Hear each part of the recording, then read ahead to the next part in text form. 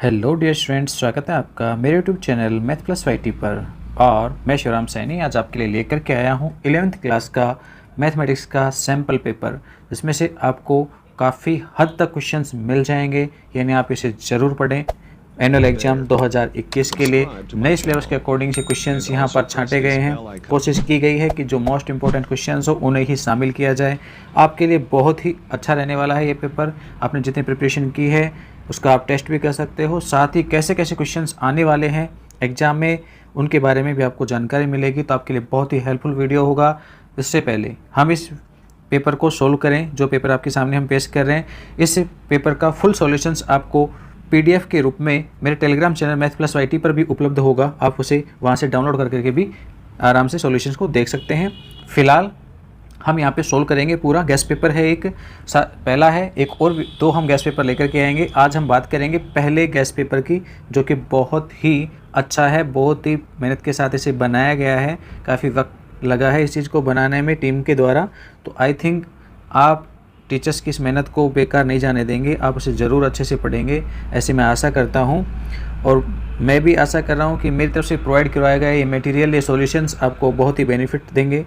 आज का वीडियो शुरू करें उससे पहले यदि आप मेरे चैनल पर नए हैं तो प्लीज़ चैनल को सब्सक्राइब कर लीजिए, बेल आइकन में ऑल प्रेस कर लीजिए, ताकि आगे आने वाले नेक्स्ट वीडियो का नोटिफिकेशन भी आपको मिल जाए। साथ ही साथ अपने दोस्तों के पास शेयर भी करें, उन्हें भी इसका बेनिफिट्स मिल सके। हमारी कोशिश यही है कि हम हर एक बच्चे तक इसे लेकर के पहुँचें, ताकि उन्हें ज़्यादा प्रॉब्लम नहीं हो, क्योंकि इस बार बच्चे बहुत ही कम पढ़ पाए हैं। तो हम भी चाहते हैं कि वो इतना जान लें कि पेपर किस टाइप का आने वाला है। साथ ही यहाँ से बहुत सारे क्वेश्चंस आपको एग्जाम में मिल जाएंगे। कंफर्म तो नहीं कह सकता कितने, लेकिन कोशिश इतनी होगी कि काफ़ी हद तक के क्वेश्चंस आपको मिल जाएंगे। ठीक है, तो चलिए शुरू करते हैं हम आज का वीडियो।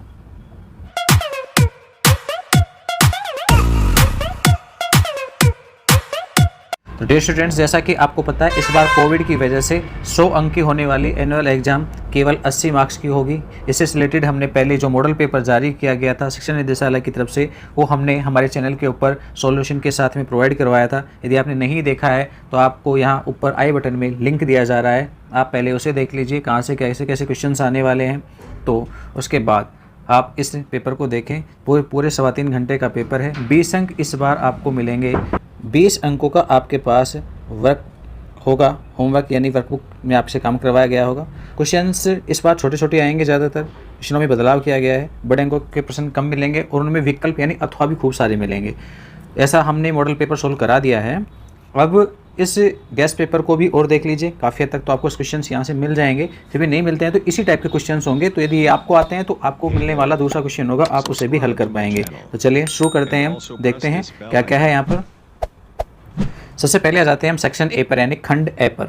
खंड ए में क्या है, आपके पास 1 से लेकर के 11 तक के प्रश्न हैं, जिसमें पहले प्रश्न में आपके पास 10 भाग हैं, जो कि एबेसेडे के हैं, नहीं वैकल्पिक प्रश्न है, ऑब्जेक्टिव टाइप क्वेश्चन हैं, मल्टीपल चॉइस वाले क्वेश्चन है एमसीक्यू के रूप में। अब ये क्वेश्चंस कौन कौन से एक्सरसाइज में से आ रहे हैं, सेम वैसे ही होंगे। हो सकता है यहाँ पे जो क्वेश्चन दिया गया है वैसे तो इंपॉर्टेंटों के रूप में हमने छाटा है, लेकिन आंकड़े बदले जा सकते हैं, क्वेश्चन ऐसे ही होंगे लगभग से। तो चलिए शुरू करते हैं हम। पहला प्रश्न है बहुविकल्पीय प्रश्न, और यहाँ हमें आंसर देना है। फर्स्ट में देखिए, निम्नलिखित में से रिक्त समुच्चय है। रिक्त समुच्चय यानी इम्प्टी सेट ऑफ फॉलोइंग। कौन सा इसमें से इम्प्टी सेट है, रिक्त समुच्चय है, नल सेट है, हमें पता करना है। नल सेट क्या होता है, ऐसा सेट जिसमें कोई भी एलिमेंट्स नहीं हो, यानी किसी प्रकार का कोई एलिमेंट्स नहीं हो, नंबर ऑफ एलिमेंट्स 0 हो। तो यहाँ देखिए a इक्वल टू एक्स और एक्स का -1 इक्वल टू 0 और x belongs to n। x belongs to n है, ये x कृत संख्याओं में से है, और यहाँ पर मान आपके पास कितना आ जाए, 0 आना चाहिए। इस इक्वेशन को सोल्व करेंगे तो यहाँ पर आपके पास x का मान 1 निकाला जा सकता है, जो कि इस समीकरण को संतुष्ट करता है। तो यहाँ पर a में आपके पास एक एलिमेंट है, तो ये तो सही नहीं है। b में आ जाइए, x और x + 1 इक्वल टू 0। अब देखिए x बिलोंग्स टू n, ये एक ऐसा है कि यहाँ n की वैल्यू यदि आप मिनिमम 1 रखोगे तो भी आपके पास मान है ये 2 बनेगा, 0 नहीं बनेगा। इट मीन्स यहाँ a में कोई भी एलिमेंट्स नहीं है, ऐसा कोई x बिलोंग्स टू नहीं है n में, इसलिए a आपके पास यहाँ पर रिक्त समुच्चय होगा, यानी ऑप्शन बी आपके पास आंसर होगा। चलिए नेक्स्ट देखते हैं। सेकंड में कहता है समुच्चय x में 3 अवयव हैं, तो x के उपसमुच्चयों की संख्या बताइए। उपसमुच्चयों की संख्या 2 की पावर n के रूप में निकाले जाती है। n का मान यहाँ 3 है, तो आपके पास मान कितना आ जाएगा, 8। तो आपके पास आंसर हो गया है सी। थर्ड को देखते हैं, यदि x + 1 y - 2 = 3 4 हो तो x y के मान ज्ञात कीजिए। तुलना कर दीजिए x + 1 की 3 के साथ में, तो x का मान आ जाएगा 2 और y का मान कितना आएगा, तुलना करेंगे y - 2 की 4 के साथ में, तो 2 इधर आके जुड़ जाएगा, 4 में 6 हो जाएंगे तो y = 6। तो आंसर होगा 2 और 6। ऑप्शन है आपके पास डी। ठीक है, चलिए नेक्स्ट बढ़ते हैं चौथे की तरफ। कहता है sin 2π का मान है, पाई के गुणज में साइन के जितने भी मान होते हैं वो सभी 0 होते हैं, तो आंसर होगा कितना, ए। tan 2x का फॉर्मूला पूछा गया है, क्या होता है, 2 tan x / 1 - tan square x। Option A ही सही है। छठे की बात करते हैं, कह रहा है 1/8 + 1/9 = x/10। तो यहाँ पर ये लिखा हुआ है x बता दीजिए कितना होगा, तो हम x की वैल्यूज़ निकाल सकते हैं। यहाँ पे क्या करेंगे, हम दोनों ये जो आपके पास LHS वाला भाग है इसमें 9 × 10 से हम मल्टीप्लाई कर लेंगे, तो ये हो जाएगा 9 × 10, तो नीचे 10 फैक्टोरियल, और ऐसे ही सेकंड वाले में हम 10 से मल्टीप्लाई कर लेंगे, तो 10 × नीचे 9 होगा, 9 फैक्टोरियल, तो ये भी 10 फैक्टोरियल बन जाएगा, और सामने भी कितना है x/10 फैक्टोरियल, तो 10 फैक्टोरियल तो LCM होगा, कट जाएगा, ऊपर वाले भागों को जोड़ेंगे तो x = 100 आ जाएगा, तो ऑप्शन डी आपके पास आंसर हो जाएगा। सातवें की बात करते हैं कि रेखा 2x - y + 5 = 0 एक सामान्य रूप में लिखी हुई रेखा की समीकरण है। कह रहा है स्लोप ऑफ द लाइन, ढाल पूछिए, यहाँ पे इस लाइन की ढाल बता दीजिए, स्लोप बताइए कितनी होगी। तो स्लोप को हम फाइंड आउट कर सकते हैं किस प्रकार से, देखो स्लोप को हम जनरली m से लिखते हैं और वो होता है माइनस में x का गुणांक कितना है 2 और y का गुणांक कितना है -1।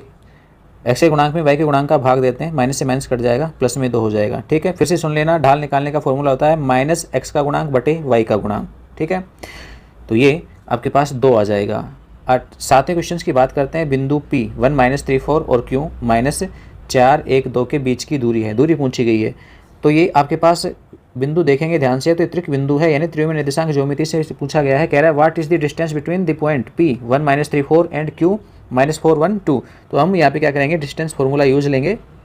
क्या होता है, x1 - x2 का होल स्क्वायर, 1 - 4 को करेंगे तो 1 + में 4 का होल स्क्वायर हो जाएगा। इसके अलावा -3 में से हम माइनस करेंगे 1 को। इसके अलावा z में क्या क्या है, 4 और 2, इसे सोल्व करेंगे हम तो 5 का स्क्वायर और -4 हो जाएगा, तो -4 का स्क्वायर करेंगे तो प्लस में 4 हो जाएगा, और 4 में से 2 कम कर देंगे, 4 - 2 यानी 2, तो 2 का स्क्वायर। इसका वर्गमूल हम निकाल लेंगे, स्क्वायर रूट कितना मिलेगा, देखो पहले तो जोड़ देते हैं, 25 प्लस में 16 प्लस में 4, इन सबको जोड़ते हैं तो ये बनते हैं 45। तो √45 को लिखा जा सकता है 9 × 5, और ये मान मिल जाएगा आपको 3√5। ऐसा ऑप्शन है आपके पास बी, तो आंसर बी हो जाएगा। 90 में देखिए, limit x tends to 2 x² -4 x - 2। देखो हम इसको सोल्व करना चाहेंगे तो क्या हो जाएगा, यहाँ से x - 2 और x + 2 दो आपके पास फैक्टर बन जाएंगे, और नीचे x - 2 है, x - 2 से x - 2 कट जाएगा, x + 2 बचेगा। अब इसमें लिमिट पुट कर देंगे, लिमिट का मान है x टेंड्स टू 2, तो 2 पुट करते हैं, 2 + 2 कितना हो जाएगा 4, तो आपके पास आंसर आ जाएगा यहाँ पर बी यानी 4। 10वें में देखते हैं हम, कह रहा है 3 8 1 5 15 7 9 5 2 10 और 11। इसका परिसर क्या है, परिसर या परास, ये क्या होता है, सबसे बड़े आंकड़े में से जो भी डाटा है, सबसे हाईएस्ट जो डाटा है उसमें से लोवेस्ट डाटा को हम माइनस कर देते हैं, आपके पास रेंज या परिसर आ जाएगी, वो कितनी होगी 14 होगी। ठीक है, तो ऐसा ऑप्शन होगा आपके पास ज़रूर। नीचे देखिए 14 ये रहा, तो आपके पास आंसर हो गया है।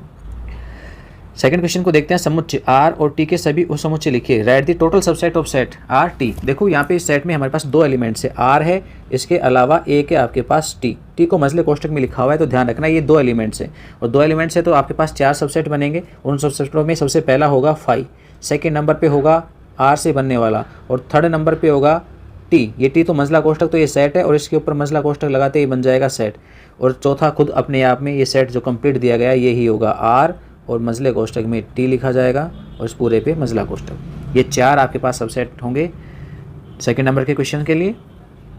अब बात करते हैं हम तीसरे क्वेश्चन में, कहता है यदि f(x) = -mod(x - 2) तो f - 2 का मान लिखिए, find the value of f - 2 if f(x) = -mod(x - 2। क्या कर देंगे, x की जगह पे -2 पुट कर देंगे, तो f - 2 क्या हो जाएगा माइनस में, और -2 बन जाएगा -4। लेकिन मोड क्या कर देता है, संख्या को पॉजिटिव कर देता है, तो -4 जो मोड में -4 है वो +4 हो जाएगा, बाहर का चिन्ह माइनस है तो आंसर -4 आ जाएगा। फोर्थ पे आ जाइए, z = -1 और माइनस में i√3 का मापांक लिखिए। मापांक क्या होता है, वास्तविक भाग का वर्ग यानी 1, और काल्पनिक भाग यानी -√3 का वर्ग करेंगे तो 3, और इसका वर्गमूल, तो ये बन जाएगा आपके पास 2। ध्यान रखना मापांक सदैव एक धनात्मक राशि होती है, ऐसे ही इसमें और भी पूछा गया है यहाँ पर z equal to 1 plus iota upon 1 minus iota. पहले आप इसको a प्लस आयोटा v की फॉर्म में चेंज कर लेंगे, उसके बाद इसका मापांक निकाल लेंगे। ठीक है, करके देखना आप इसे। चलिए नेक्स्ट देखते हैं हम पाँचवें को। कहता है आयोटा की पावर माइनस में 35 है, इसका मान ज्ञात कर दीजिए। तो हम इसको कह सकते हैं 1 अपॉन आयोटा की पावर 35, या फिर यूँ भी लिखा जा सकता है 1 अपॉन आयोटा की पावर 36 और माइनस में 1 इट इज, या फिर 1 अपॉन 36 को कह सकते हो आप आयोटा की पावर 4 की पावर 9 और इनटू में -1 वाले ही पावर से इसकी आयोटा की पावर -1 अलग से लिख देंगे हम। तो ये आयोटा की पावर 4 तो 1 बन जाएगा और आयोटा की पावर -1 है वो ऊपर आएगा तो प्लस में आयोटा हो जाएगा। तो आंसर आपके पास आयोटा आ जाएगा। छठे की बात करते हैं। कह रहा है -2 से जाने वाली तो ढाल -4 की रेखा का समीकरण क्या कर लेंगे, स्लोप पॉइंट फॉर्म को यूज लेंगे। ढाल बिंदु रूप को हम काम में लेंगे। क्या होता है ढाल बिंदु रूप, तो ये स्लोप पॉइंट फॉर्म है y - y1 equal to m x - x1। इस फॉर्मूले में वैल्यूज पुट कर देंगे। y - y1 की जगह पर 3, m की जगह पर -4, x - x1 की जगह पर -2 पुट करेंगे, +2 हो जाएगा। तो हम इसका पक्षांतरण कर देंगे तो 4x और प्लस में y माइनस में 3 और -8 इधर आएगा तो प्लस में 8। तो इक्वेशन बनेगी 4x + y + 5 इक्वल टू 0। चलिए नेक्स्ट देखते हैं। इसी में अथवा और मिला है रेखा y माइनस का 4y अपॉन 9 इक्वल टू 7 को अंतःखंड रूप में बदलिए। अंतःखंड रूप क्या होता है भाई, x/a + y/b इक्वल टू 1 होता है। तो इट मीन्स आपको सामने 1 चाहिए, तो हम सबसे पहले 7 से भाग कर देंगे। इसे भाग करेंगे तो हो जाएगा x अपॉन 7 माइनस में 4y अपॉन 63 इक्वल टू 1। जो अंश में 4 है हम इसको नीचे लिख देंगे तो ये हो जाएगा x अपॉन 7 और प्लस में y और नीचे क्या लिखना पड़ेगा माइनस में 63 अपॉन 4 इक्वल टू 1। ये आपके पास अंतःखंड रूप आ जाएगा। 7th की हम बात करते हैं। log ex + 1 का अवकलज ज्ञात कीजिए। ध्यान देना ये कोष्टक में होता तो ये log के लिए साथ साथ होता, लेकिन यहाँ 1 अलग है x अलग है। तो अवकलज करेंगे log x का डिफ्रेंशिएशन है वो 1 अपॉन x होता है और 1 अचर राशि है जिसका डिफ्रेंशिएशन 0 होता है। तो आपको आंसर मिल जाएगा 1 अपॉन x। ऐसे यहाँ की बात कर लेते हैं हम sec² x प्लस में 3 का। sec² x का डिफ्रेंशिएशन करेंगे तो सबसे पहले यहाँ पे क्या लगेगा, घात फॉर्मूला लगेगा। ठीक है, पावर वाला जो आपके पास फॉर्मूला है हम उसे यूज लेंगे। तो पहले घात गुणा में आ जाएगी 2 sec x बन जाएगा। फिर sec x का डिफ्रेंशिएशन, ये सूत्र आपने पढ़ लिया होगा, sec x tan x हमने निकाले हैं ये फॉर्मूले। तो ये sec x का sec x tan x हो जाएगा और 3 का क्या हो जाएगा 0 हो जाएगा। तो ये आपके पास आंसर आ जाएगा। ठीक है, यानी 2 sec² x tan x आपके पास इस वाले भाग का होगा जो कि और के साथ है यानी अथवा में है। 8वें क्वेश्चन की बात करते हैं। यदि x1 x2 x3 से लेकर xn n प्रेक्षण है तथा x इनका माध्य है तब प्रश्न का सूत्र लिखिए।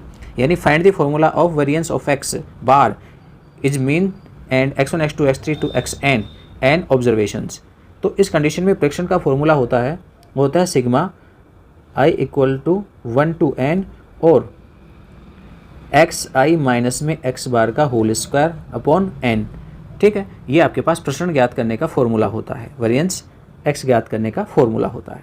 चलिए नेक्स्ट की हम बात करते हैं। 9वें क्वेश्चन में कह रहा है cos a माइनस b का फॉर्मूला लिख दीजिए। क्या होता है भाई, cos a cos b, यहाँ पे माइनस है तो यहाँ क्या आएगा प्लस है, और sin a sin b। ठीक है, फॉर्मूले याद रखने हैं आपको। 10वें में कहता है x² माइनस में 3x + 2 इक्वल टू 0 का मूल है, का एक मूल है। एक कैसे पता लगा, नीचे लिखा हुआ है, इंग्लिश वर्जन पढ़िए आप, 1√x² माइनस में 3x + 2 इक्वल टू 0। तो ये यहाँ पर एक मूल पूछा गया है, हम दोनों बता देते हैं। आप इसके गुणनखंड करिए, x की वैल्यूज निकालिए, x के मान आएंगे 1 और 2। तो आपके पास 2 मूल होंगे, उसने एक ही पूछा है, 1 लिखा हुआ है, हमने दोनों निकाल दिए, 1 और 2 होंगे। 11वें में कह रहा है limit x tends to 0 sin x upon x। ये तो लिमिट्स की वैल्यू कितनी होती है 1 होती है। स्टैंडर्ड फॉर्मूला है एक, इसे ज्ञात भी किया गया है वहाँ पर।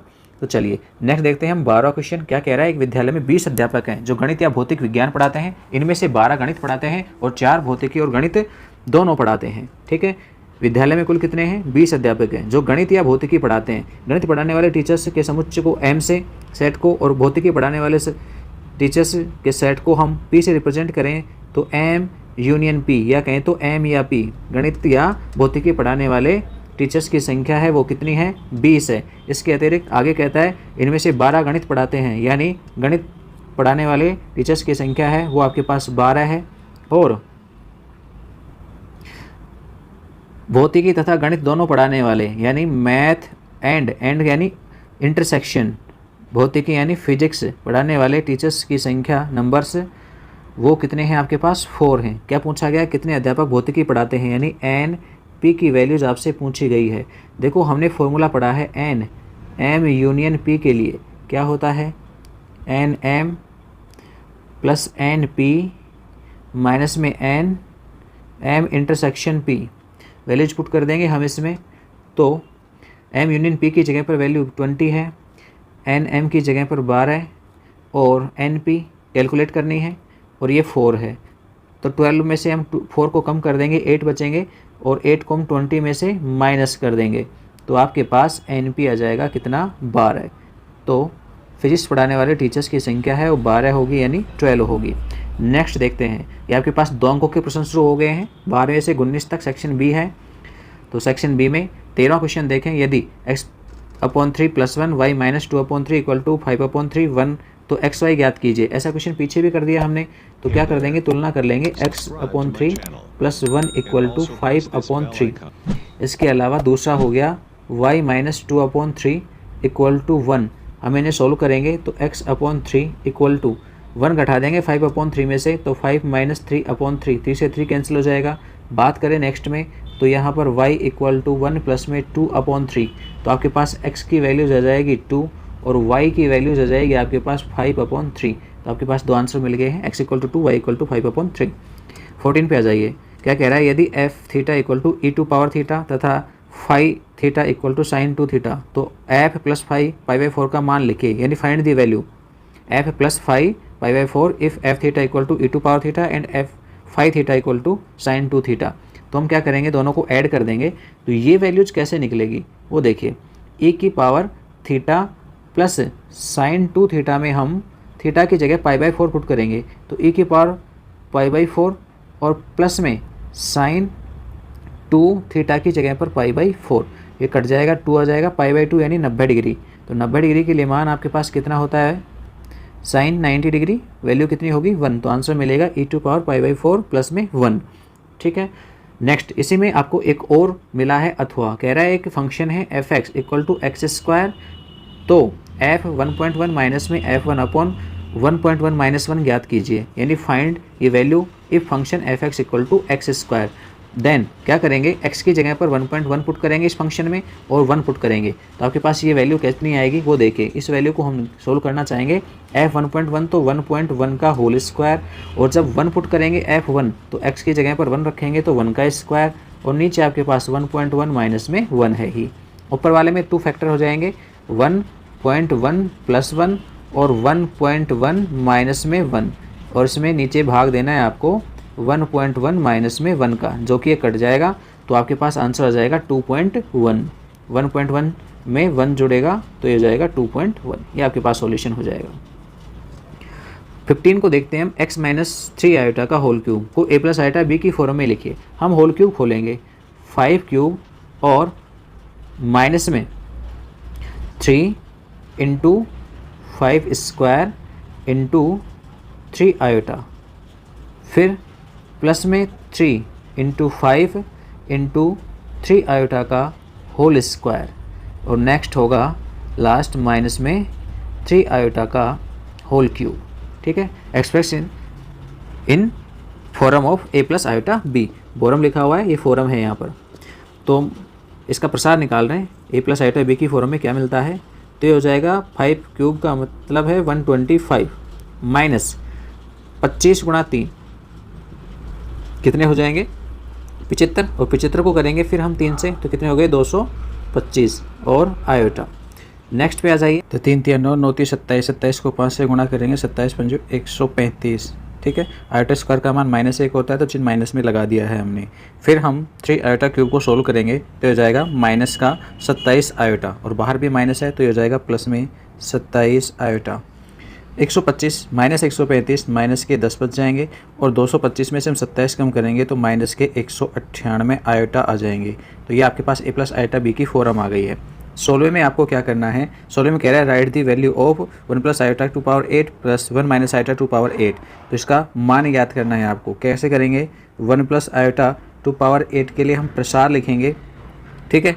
और ऐसे इवन माइनस आयोटा 8 का विधिवत प्रमेय की सहायता से प्रसार लिख लेंगे। दूसरी बात ये भी है समझने के लिए कि ये चीज़ हमने पहले भी सीखी है कि 1 प्लस आयोटा की पावर 1 माइनस आयोटा सेम ऐसी कंडीशंस के सेम टर्म्स हों तो ऐसी कंडीशन में जोड़ रहे होते हैं तो इवन टर्म्स जितनी भी होती हैं यानी सम पद जितने भी होते हैं सम स्थान पर आने वाले पद वो सभी आपके पास यहाँ कट जाएंगे और बाकी शेष हैं वो सभी जुड़ जाएंगे। तो बाकी सभी को जोड़ करके आप इसकी वैल्यूज़ निकाल लेंगे। ठीक है, क्योंकि इतनी जगह यहाँ पे है नहीं कि मैं उसे पूरा सोल्व करा पाऊँ।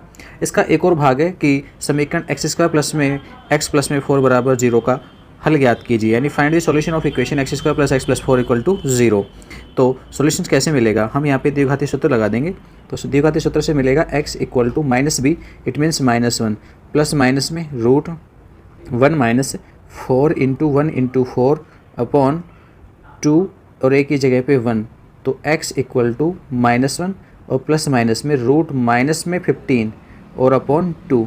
अब देखो रूट में माइनस है इसलिए बाहर क्या लग जाएगा आयोटा, तो आपके पास मान क्या आ जाएगा x equal to -1 plus minus में आयोटा √15/2। ये आपके पास सॉल्यूशन आ जाएगा दी गई इक्वेशन का। चलिए नेक्स्ट देख लेते हैं। 17वां क्वेश्चन कहता है अंक 1 2 3 4 5 6 7 को प्रयुक्त करने से कितनी 3 अंकीय सम संख्याएं बनाई जा सकते हैं यदि कोई भी अंक दोहराया नहीं गया हो, यानी how many even numbers can be made by using the digits 1 2 3 4 5 6 7, any digit should be not be repeated, यानी कोई भी डिजिट दोबारा रिपीट नहीं हो रही है। ध्यान दीजिए 17वें क्वेश्चन के लिए हमें 3 डिजिट की कोई भी एक नंबर बनाना है। तो देखिए फर्स्ट जो आपके पास यहाँ पर लेटर आएगा वो इन तीनों 7 डिजिट में से आपके पास केवल कोई सम डिजिट ही यहाँ हो सकती है यूनिट की जगह पर। तो इस इकाई जगह के ऊपर आपके पास 2 4 या 6 में से कोई एक आ सकता है। तो 3 में से किसी एक का चयन 3 प्रकार से किया जा सकता है। फिर यहाँ पर भी एक यूनिट लेंगे हम कोई सी भी। अब इनमें से कौन सी डिजिट यहाँ पे यूज आएगी वो देखिए। 7 है, 7 में से एक हम यूज़ ले चुके होंगे तो बचेंगे 6, तो 6 में से कोई सी एक यहाँ पर यूज आ जाएगी। फिर इस वाले जगह पर बची हुई 5 में से कोई एक आ जाएगी, क्योंकि यूज ले चुके हैं उसको दोबारा रिपीट नहीं करेंगे तो संख्या कम होती चली जाएंगी। आप इन्हें मल्टीप्लाई करेंगे तो आपके पास आंसर आ जाएगा कितना 90, तो यहाँ आंसर होगा 90।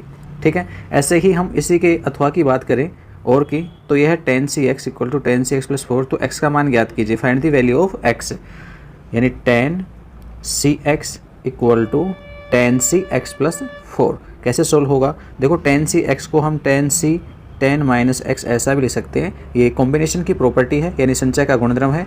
तो संचय के गुणधर्म की सहायता से अब देखिए यहाँ पे n और n की वैल्यू समान है 10 10, तो x की वैल्यूज भी यानी नीचे आने वाली जो संख्याएं हैं वो समान होंगी, तो हम इनको समान रख देंगे, बराबर रख देंगे। 10 minus x equal to x plus में 4, और जब हम इसे सोल्व करेंगे तो 2x इक्वल टू 6 और x इक्वल टू 3 आ जाएगा। तो ये आपके पास आंसर हो जाएगा। 18वें की बात करें तो कह रहा है limit x tends to 0 cos 2x minus 1 upon cos x minus 1 equal to कितना होगा। तो देखो इसे सोल्व करने के लिए हम cos 2x की जगह पर फॉर्मूला लिखेंगे 2 cos स्क्वायर x माइनस 1, और माइनस 1 पहले से और घट रहा है, ऐसे ही नीचे हो जाएगा cos x माइनस में 1। ऊपर वाले में आपके पास 2 कॉमन आ जाएगा और बचेगा cos स्क्वायर x माइनस 1, और नीचे भी है cos x माइनस 1। ऊपर वाले के 2 गुणनखंड हो जाएंगे, उनमें से cos x माइनस 1 कट जाएगा और क्या बच जाएगा cos x प्लस 1 बच जाएगा।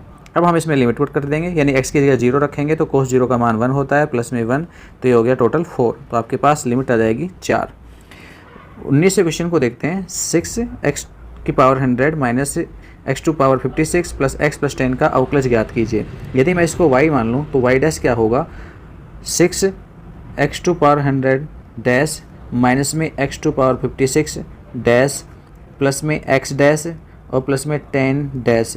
तो ये हमारे पास डिफ्रेंशिएशन करेंगे, घात नियम लगेगा, 100 गुणा में आ जाएंगे तो हो जाएंगे 600। यह x की घात 1 कम हो जाएगी यानी 99। यहाँ पर भी 56 गुणा में आ जाएंगे, x की घात 1 कम हो जाएगी यानी 55, और यहाँ x का डिफ्रेंशिएशन 1 होता है और अचर संख्या का 0 होता है, तो 0 लिखने की आवश्यकता नहीं है, तो आपके पास ये डिफ्रेंशिएशन आ जाएगा। ठीक है, चलिए ये डेरिवेटिव मिल गया आपको। आगे आ जाइए, सेक्शन सी है हमारे पास, 4 अंकों के क्वेश्चन है और इसमें हमारे पास 20वां क्वेश्चन है। एक थैले में 5 काली तथा 6 लाल गेंदें हैं, 2 काली तथा 3 लाल गेंदों के चयन करने के तरीकों की संख्या बताइए। केवल हमें गेंदों के चयन करने के तरीके बताने हैं। 5 काली में से हमें चयन करना है 2 काली का। कितने प्रकार से कर सकते हैं, 5C2। ध्यान रखना क्रम महत्वपूर्ण नहीं है, इसलिए क्या लगेगा संचय। यदि संचय और क्रमचय का पता कर लेते हो किसी सवाल में तो आप उसे बड़े आसानी से हल कर सकते हो। 6 लाल गेंदें हैं तथा के साथ लिखा हुआ है इसलिए गुणा लिखा है। 6 लाल गेंद है, उसमें से हमें 3 का चयन करना है। सेल करना चाहेंगे 5C2 को, तो 5 × 4 और नीचे 2 × 1, ऐसे ही गुणा में 6C3 को सोल्व करेंगे तो 6 × 5 × 4 और नीचे 3 × 2 × 1, तो नीचे 6 है, ये 6 कट जाएगा और यहाँ आपके पास 2 से 4 कटेंगे तो 2 आएगा, तो टोटल वैल्यू हो गई 10 और गुणा में आपके पास 20, तो ये कितने हो जाएंगे 10 × 20 यानी 200, तो आपके पास 200 प्रकार से चेंज किया जा सकता है यहाँ पर। ऐसे ही आपके पास एक और अथवा मिला है जो कि यहाँ परम्यूटेशन यानी क्रमचय से संबंधित है, तो आपको इसे सोल्व करना है 2n + 1 Pn-1, इसमें आप 2n - 1 Pn, ये रेशो दे रखा है आपको 3:5, आप इसे सोल्व करोगे, यहाँ परम्यूटेशन का फॉर्मूला लगाओगे आंसर हर में और सोल्व करने के बाद n की वैल्यूज फाइंड करेंगे, जो भी आपको मिलेगी वो देखनी है, ठीक है। n आपके पास यहाँ पर पूर्ण संख्या के रूप में होनी चाहिए, यानी 0 से छोटी नहीं होनी चाहिए, 0 2 3 4 5 6 के इसी रूप में आनी चाहिए। करके देखना, नहीं आता है तो आप मुझे कमेंट बॉक्स में लिख के ज़रूर बताएं। आप इस वीडियो की ये जो हम समझा रहे हैं इसी का एक PDF हम आपको उपलब्ध करवा देंगे हमारे टेलीग्राम चैनल पर, जो कि मैथ+YT ही है, तो आप टेलीग्राम पर जाएँ, मैथ+YT सर्च करें और इसे ज्वाइन कर लें। जैसे ही हमें वक्त मिलेगा हम इस PDF को वहाँ पर उपलब्ध करवा देंगे, इसी वीडियो की PDF बना देंगे एज इट इज़ जैसी है ये। चलिए नेक्स्ट देखते हैं 21वें क्वेश्चन को। समांतर श्रेणी 5, 13, 21 का कौन सा पद 181 है। देखो यहाँ पे प्रथम पद तो है 5, सार्वंतर D है आपके पास 8 और पूछ रहा है कौन सा पद, हमें नहीं पता तो हम मान लेते हैं nवां पद कितना है 181 है, तो हम यहाँ से n का मान निकालेंगे। n कितना होगा, an का सूत्र होता है a + n - 1 × d, a की जगह पर 5 आ जाएगा, n पता नहीं है, d की जगह 8 आ जाएगा और बराबर में 181, 5 घटा देंगे 181 में से, तो 5 घटाने पर मिल जाएगा n-1 और 5 कमेंगे 181 में से तो बच जाएंगे 176 और भाग दे देंगे हम इसमें 8 का, 8 से देंगे 8 दूनी 16, 8 दूनी 16, इट मीन्स n बराबर कितना आ जाएगा मान 23 आ जाएगा, ठीक है। सोल्व करेंगे, इस 1 को इधर लेके आएंगे 22 की तरफ जोड़ देंगे तो n का मान 23 आ जाएगा, ठीक है। प्रॉपर रूप से आप लिख लेना, मैंने आपको सोल्यूशन बताए हैं क्या क्या होंगे। 22वें क्वेश्चन की हम बात करते हैं। 21वें में एक और रह गया है, 3 और 19 के मध्य 3 समांतर माध्य ज्ञात कीजिए। देखो 3 और 19 के बीच में 3 समांतर माध्य A1 पहला अर्थमेटिक मीन, दूसरा अर्थमेटिक मीन और तीसरा अर्थमेटिक मीन, इनको लिखते हैं A1 A2 A3 से। तो इस प्रकार से इस AP में आपके पास 5 पद हो गए हैं, ठीक है। 5 पद हो गए हैं तो यहाँ पे सार्वंतर कितना होगा D आप निकाल सकते हो। यहाँ पे कितना आएगा D मिलेगा आपको कितना 19 माइनस में 3 और बटे में 4, तो ये मिल जाएगा आपको 4, ठीक है। यानी B - A अपॉन नीचे n-1 होगा आपके पास। D निकालने का ये फॉर्मूला है, B - A upon n-1, n पदों की संख्या है, B अंतिम पद होता है, A प्रथम पद होता है, तो आपके पास इस प्रकार से D कैलकुलेट किया जा सकता है। तो D का मान 4 आ गया। अब A1 का मतलब है A + D यानी दूसरा पद A + D कहलाता है, तो A1 का मान A का मान 3 है और D का मान 4 है, तो 7 बनेगा। ऐसे ही A2 को हम निकालेंगे तो साथ में 4 और जुड़ जाएंगे, 11 हो जाएंगे। A3 तीसरा निकालेंगे तो 11 में और 4 जुड़ जाएंगे, 15 हो जाएंगे, तो ये आपके पास माध्य आ जाएंगे। मैंने शॉर्ट में समझा दिया है। 22वें की बात करते हैं। एक रेखा 3x - 4y + 2 बराबर 0 के समांतर और बिंदु -2 और 3 से जाने वाली रेखा का समीकरण। देखो एक रेखा के समांतर गुजरने वाली रेखा का समीकरण है वो 3x - 4y, अचर संख्या की जगह पर हम संख्या बदल देंगे, ये समांतर रेखा का समीकरण हो गया। ये रेखा है वो बिंदु -2 3 से गुजरती है, तो इस बिंदु के निर्देशांक समीकरण को संतुष्ट करेंगे। -2 को x की जगह रखेंगे तो -6 हो जाएंगे, y की जगह 3 रखेंगे तो -12 हो जाएंगे, प्लस में k है बराबर 0 है, तो आपके पास k का मान आ जाएगा 18। इस k के मान को उठा के यहाँ पुट कर देंगे तो आपके पास समीकरण बन जाएगी 3x - 4y और प्लस में 18 बराबर 0। तो ये दी गई रेखा के समांतर रेखा का समीकरण है, ठीक है। चलिए नेक्स्ट देख लेते हैं हम। इसी में एक और अथवा है कि एक रेखा x - 2y + 3 बराबर 0 पर लंब और बिंदु 1 - 2 से जाने वाली रेखा का समीकरण। इस रेखा पर लंब है और बिंदु 1 - 2 से जाती है। रेखा पर लंब है, इस रेखा की ढाल क्या होगी, -x का गुणांक बटे y का गुणांक, y का गुणांक -2, तो दी गई रेखा की ढाल 1/2 है, तो लंब रेखा की ढाल कितनी हो जाएगी,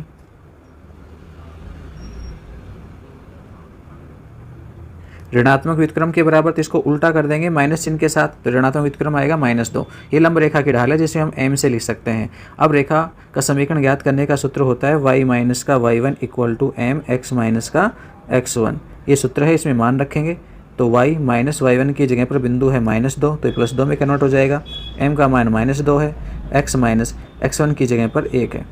अब हम इसे सोल्व कर देंगे तो हो जाएगा 2x प्लस में y और 2 कट जाएगा तो ये 0 हो जाएगा। तो समीकरण आएगा आपके पास 2x plus Y equal to 0।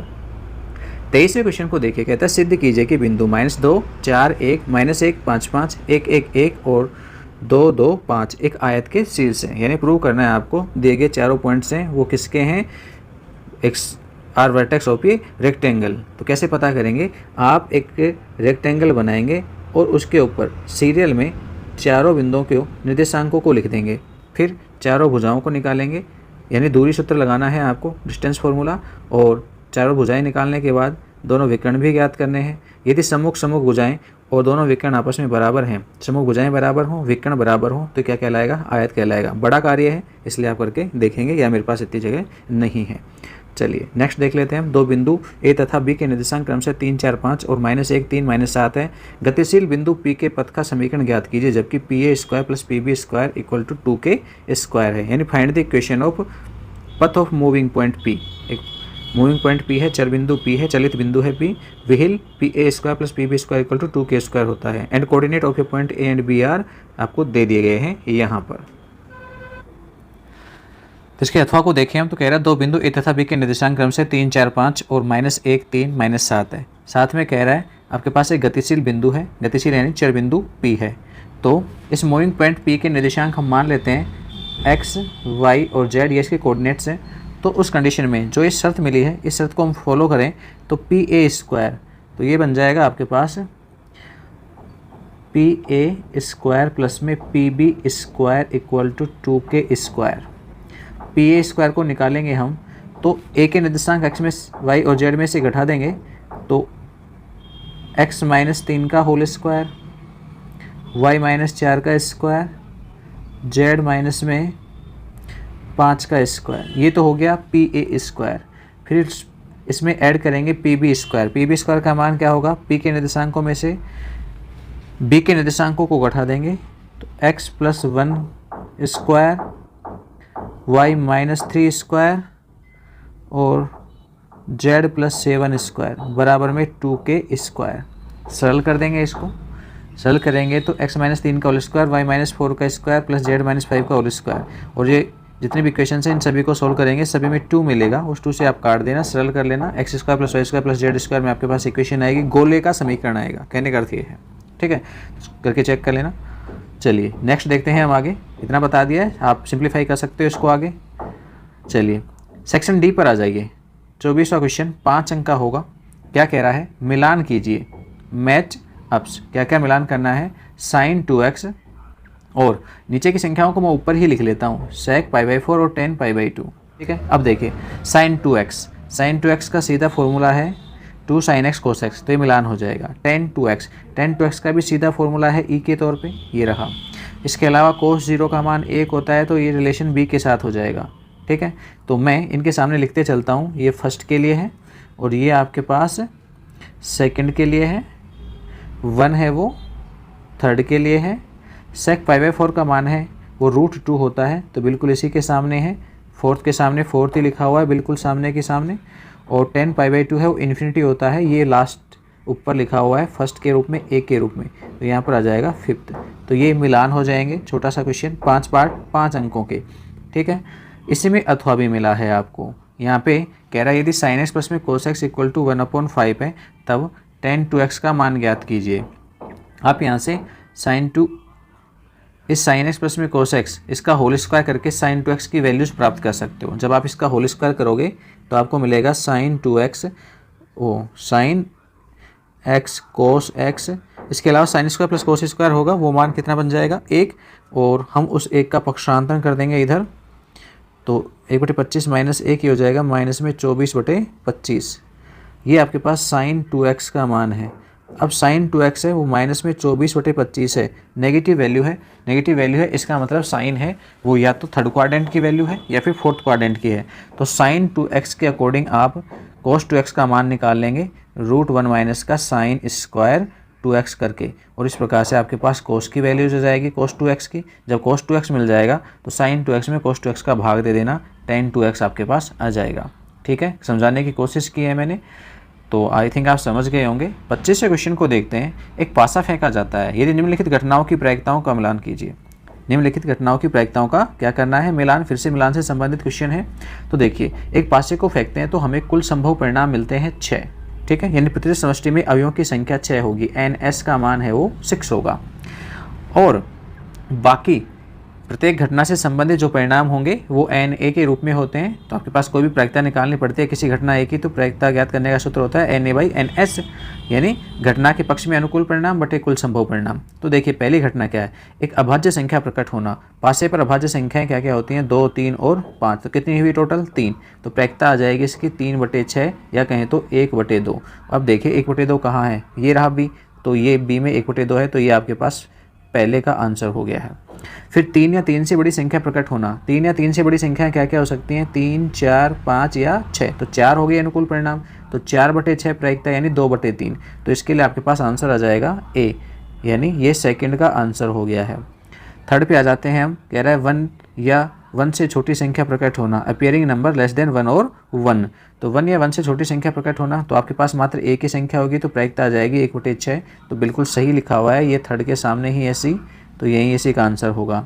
6 से बड़ी संख्या प्रकट होना, 6 से बड़ी कोई संख्या होती नहीं है, इट मीन्स यहाँ आपके पास कोई एलिमेंट्स नहीं होगा, तो आप अनुकूल परिणामों की संख्या 0 होगी, तो प्रायिकता भी 0 होगी, ये फोर्थ का ही मान है। फिफ्थ में कह रहा है 6 से छोटी संख्या प्रकट होना। 6 से छोटी कितनी होंगी, 5 होंगी, 1, 2, 3, 4 और 5। तो अनुकूल परिणाम 5 है, कुल संभव परिणाम 6, तो इसका भी आंसर यही हो जाएगा जो लास्ट लिखा हुआ है E, यानी 5/6।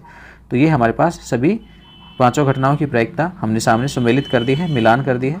चलिए, इसी के अथवा में फिर से दिया गया है, 3 सिक्के एक बार उछाले जाते हैं, निम्नलिखित की प्रायिकताओं का मिलान कीजिए। 3 सिक्कों को एक साथ उछालते हैं या एक बार उछालते हैं तो हमारे पास 8 कुल संभव परिणाम आते हैं।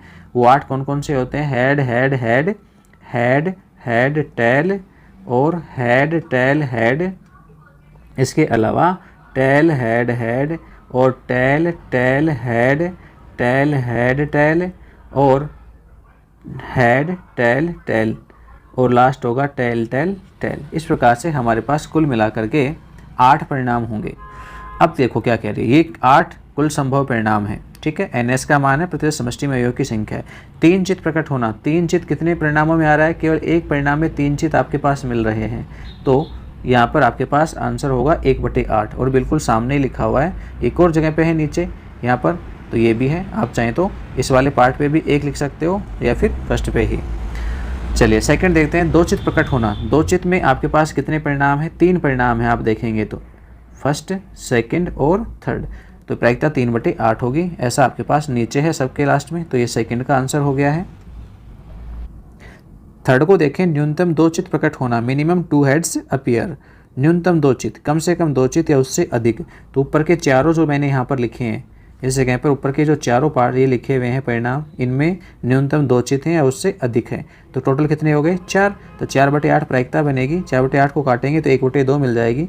तो आपके पास आंसर हो जाएगा 1/2, ये रहा। किसका आंसर है, ये थर्ड पार्ट का आंसर है। फोर्थ पे देखिए, 3 पट प्रकट होना। एक अंतिम है आपके पास लास्ट, जिसमें TTT लिखा हुआ है। तीनों चित हैं, इन 3 पट हैं, तीनों पट प्रकट होने के लिए अनुकूल परिणाम 1 हो गया, कुल संभव परिणाम 1/8। तो यहाँ पे आप कह सकते हो इसे 4।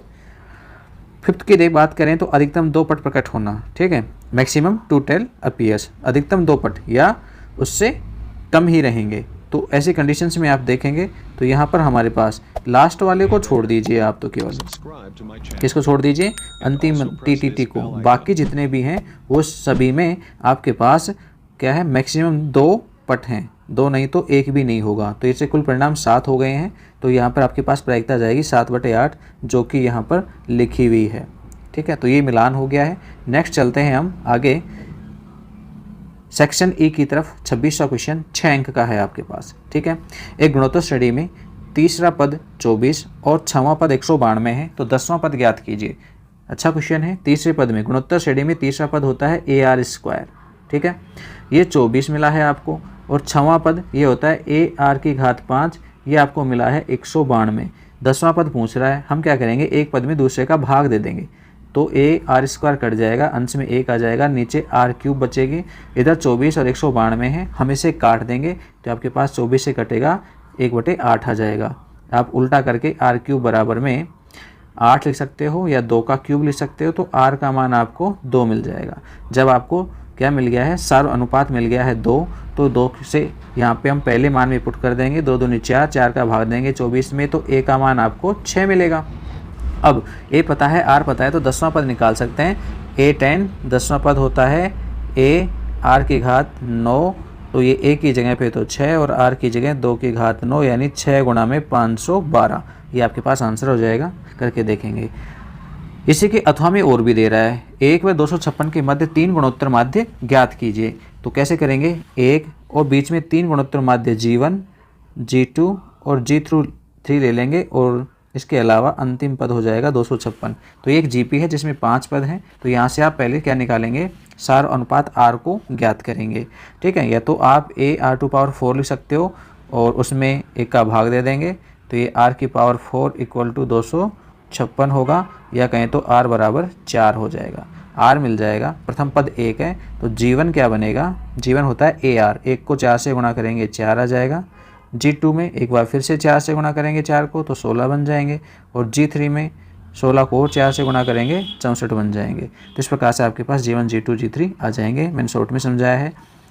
एक और देखिए, 40 तथा 28 के बीच में 2 समांतर माध्य। देखो समांतर माध्य पीछे निकाल के आपको समझा चुके हैं हम कई बार, तो आई थिंक आप इसे हल कर लेंगे। बीच में 2 समांतर माध्य लेने हैं, A1 और A2, और इसे हल करना है। 27वें में देखिए, एक वृत्त मिला है, उसकी केंद्र तथा त्रिज्या ज्ञात कीजिए। 27वें क्वेश्चन पे ध्यान दोगे तो यहाँ पर आपके पास 2x² प्लस में 2y² माइनस में x इक्वल टू 0 है। तो सबसे पहले हम वृत्त का सही रूप लिखेंगे, यानी x² y² का गुणांक 1 बनाएंगे, तो ये बन जाएगा x² प्लस में y², 2 का भाग देने पर, माइनस में x/2 इक्वल टू 0। ठीक है, अब यहाँ से अब आप देखेंगे, सबसे पहले हम इसकी तुलना करेंगे x² प्लस में y² प्लस में 2gx और प्लस में 2fy और प्लस में c इक्वल टू 0 से। तो यहाँ से g का जो मान आएगा, x का गुणांक 2g, वो बराबर है -1/2 के। तो 2g आपको मिलेगा, इधर लिख देता हूँ, 2g मिलेगा और माइनस में 1/2, 2f आपके पास 0 है और c भी क्या है, 0 है। तो आपके पास g का मान आएगा माइनस में 1/4, या माइनस g मिलेगा प्लस में 1/4। तो देखिए f का मान है आपके पास 0 है, तो माइनस f भी 0 रहेगा। तो केंद्र कहलाता है -g माइनस f। तो -g माइनस f केंद्र आपको मिल गया है, वो हो गया है 1/4 और 0। ठीक है, और हम निकालेंगे यहाँ पर क्या, त्रिज्या।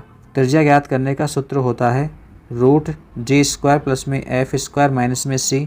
तो g की वैल्यू 1/4 है, तो 1/4 ही आपके पास त्रिज्या भी आ जाएगी। तो ठीक है, केंद्र हमको मिलेगा 1/40, इसके अलावा त्रिज्या भी मिलेगी 1/4 इकाई के रूप में। इसी के अथवा और भी है हमारे पास। क्या कह रहा है, किसी परवलय की नाभि 3 0 तथा नियता x प्लस में 2 बराबर 0 हो तो इसका समीकरण ज्ञात कीजिए। परवलय की नाभि दे दी गई है और नियता का समीकरण मिल गया है, तो कैसे आप इसे ज्ञात करेंगे नियता के समीकरण को। तो परवलय का समीकरण हमारे पास निकालने का तरीका होता है, चर बिंदु से नाभि तक की दूरी और चर बिंदु से नियता पर डाले गए लंब की लंबाई कैसी होती है, बराबर होती है। तो नाभि तक की दूरी निकालेंगे, चर बिंदु xy होता है, तो दूरी हो जाएगी x माइनस में 3।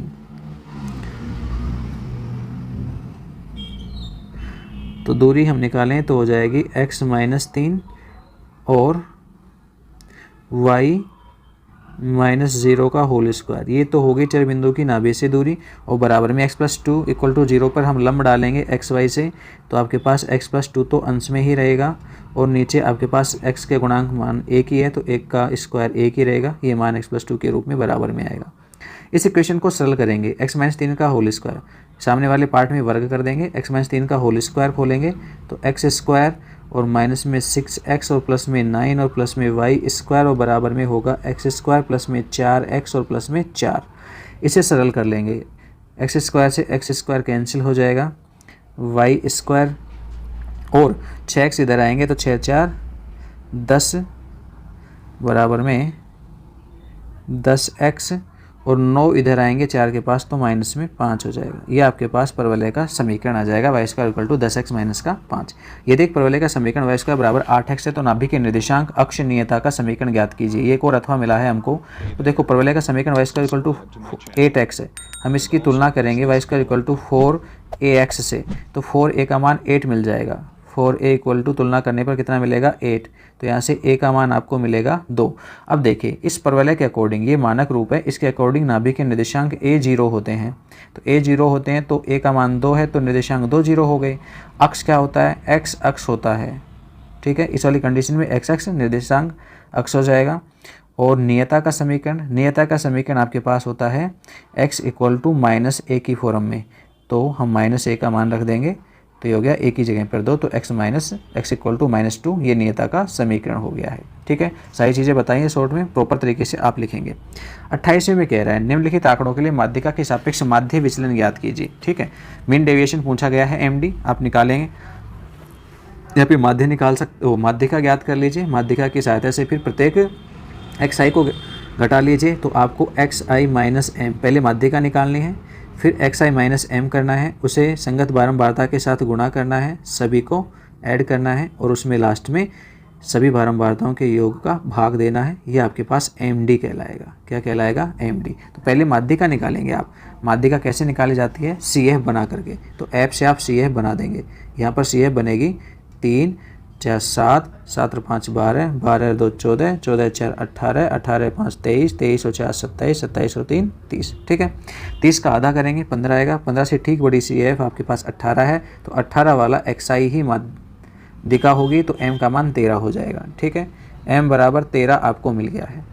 अब आप क्या करेंगे, 3 में से 13 घटाएंगे, 6 में से 13 घटाएंगे, 9 में से 13 घटाएंगे, 12 में से 13 घटाएंगे, 13 में से 13 0 हो जाएगा, 15 में 13 घटाएंगे, 21 में से 13 घटाएंगे और 22 में से 13 घटाएंगे।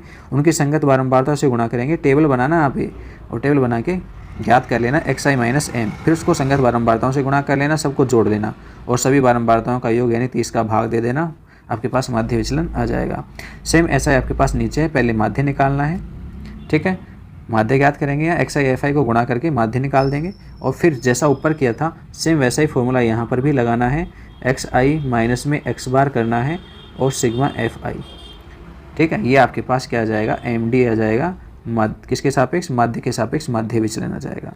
और लास्ट है आंकड़ों का प्रसरण निकालने का, तो ये बहुत ही सिंपल है। यहाँ पर आपको माध्य निकालना है दिए गए आंकड़ों का, और माध्य निकालने के बाद में xi के साथ में इनका अंतर ज्ञात करना है, xi माइनस x बार, उसका वर्ग करना है, सभी का सिग्मा करना है और उसमें n का भाग देना है, यानी आंकड़ों की संख्या का। आपके पास प्रसरण आ जाएगा, वेरिएंस x आ जाएगा, ठीक है। तो इस प्रकार से आपके पास प्रश्न ज्ञात हो जाएगा। तो डियर स्टूडेंट्स, ये था हमारे पास एक मॉडल पेपर। हमने आपको आंसर्स को शॉर्ट रूप में समझाने की कोशिश की है कि क्या चीज़ आपको यहाँ पे काम में लेनी है। आई थिंक आप इन्हें कर पाएंगे। इन क्वेश्चंस को देखना, इंपॉर्टेंट क्वेश्चंस हैं, इसी टाइप के क्वेश्चंस होंगे, संख्या कहीं बदल ली जाएगी, तो आपको यदि तरीका आता है तो आप इन्हें कर पाएंगे। ऐसा ही एक और मॉडल पेपर का वीडियोज़ हम जल्दी आपको प्रोवाइड करवाएंगे। यदि ये वीडियो अच्छा लगा हो तो अपने दोस्तों के पास शेयर भी करें, लाइक करना ना भूलें और अपने कमेंट्स हमें कमेंट्स बॉक्स में लिख सकते हो। किसी प्रकार की क्यूरी के लिए आप हमें टेलीग्राम पर डिस्कशन में हमसे डिस्कस कर सकते हो, ठीक है। तो फिलहाल के लिए इजाज़त दीजिए, धन्यवाद।